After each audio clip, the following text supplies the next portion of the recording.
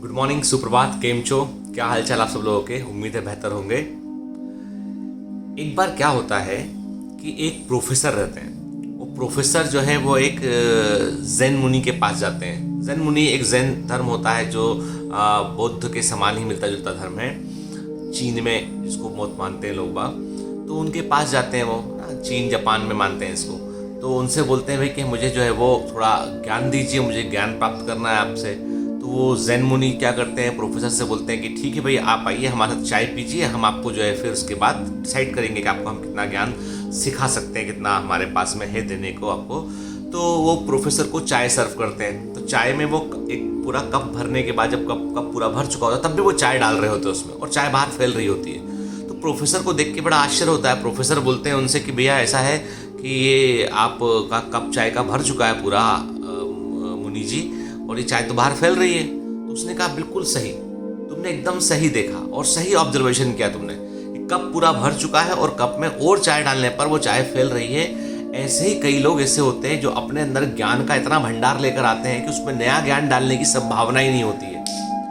यदि मैं तुमको कुछ नया सिखाऊंगा तुम उसे एक्सेप्ट ही नहीं कर पाओ। जैसे कि ये कप में और अधिक चाय अब नहीं जा सकती है, वो चाय बाहर फैल रही है, तुम उसे एक्सेप्ट नहीं कर पाओगे। तो इस कहानी से क्या सीखा हमने?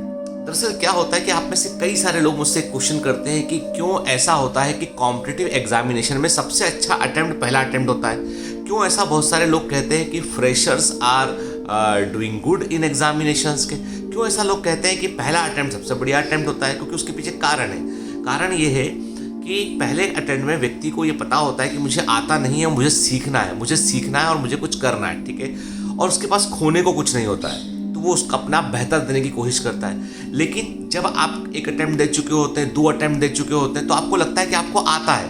और जो आपको आता है, ये वाली जो फीलिंग है ना, ये आपको नया आने से, नया ज्ञान अर्जित करने से, नया नॉलेज होने से वो रोकती है। इसीलिए कई बार उसमें ये नहीं है कि पहला अटेम्प्ट दिया, दूसरा अटेम्प्ट दिया, तीसरा अटेम्प्ट दिया, चौथा अटेम्प्ट दिया तो सक्सेस के चांसेस क्या वेरी करेंगे? नहीं, वो कुछ वेरी नहीं करता। वेरी करता है केवल कि आपका दिमाग कितना चीज़ों को परसीव कर रहा है, रिसीव कर रहा है, कितना वो रिसीव कर रहा है, कितना उसे ग्रास्प कर रहा है, ये इंपॉर्टेंट चीज़ होती है। इसीलिए मैं हमेशा कहता हूँ कि लाइफ में जब भी कभी ज्ञान प्राप्त करने जाएं आप, सीखने जाएं आप, किसी कॉम्पिटिटिव एग्जामिनेशन के लिए जाएं आप, तो ये मानकर चलिए कि आप अज्ञानी है। क्या मानकर चलिए कि आप अज्ञानी है, आपको नहीं आता है, आपको नहीं आता है और आपको सीखना है। इवन जैसे फॉर एग्जाम्पल कि किसी को पूछो आप बायोलॉजी के स्टूडेंट को कि भाई एंजाइम क्या होता है, बोलेगा हाँ एंजाइम मालूम है मुझे के। लेकिन जब आप उससे डिटेल में पूछेंगे तो वो बोलेगा एक या 2 लाइन बताने के बाद बोलेगा प्रोटीन होते हैं, कैटलिस्ट होते हैं, फिर रुक जाएगा।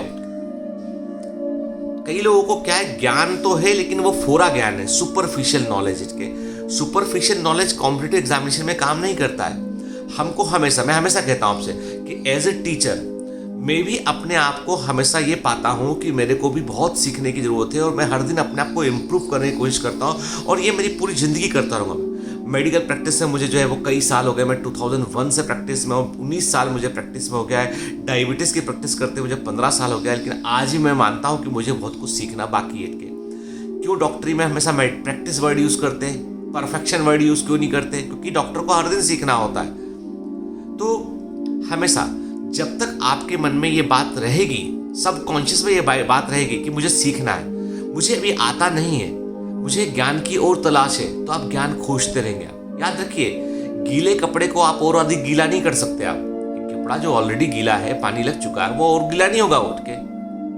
सूखा कपड़ा गीला होता है। सोखने की क्षमता, प्राप्त करने की क्षमता हमेशा वहां होगी जहां डिफरेंस होगा। और फिजिक्स केमिस्ट्री में भी बताया गया है तो कि भाई जो 2 पॉइंट जो इक्वल लेवल पे होंगे वहां पर ज्ञान का ट्रांसमिशन नहीं हो पाएगा हमेशा। इसीलिए मैं कहता हूं कि बहुत सारे ऐसे स्टूडेंट भी मुझे मिलते हैं कई बार कि जो हर चीज़ पे क्वेश्चन रेज करते हैं, हर चीज़ पे क्वेश्चन रेज करते हैं, टीचर पे क्वेश्चन रेज करते हैं कि सब केमिस्ट्री में ऐसा है, फिजिक्स में ऐसा है, वो ऐसा वो ऐसा।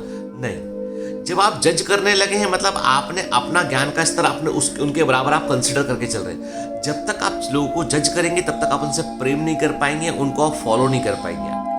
आपको लोगों को जज करना बंद करना पड़ेगा।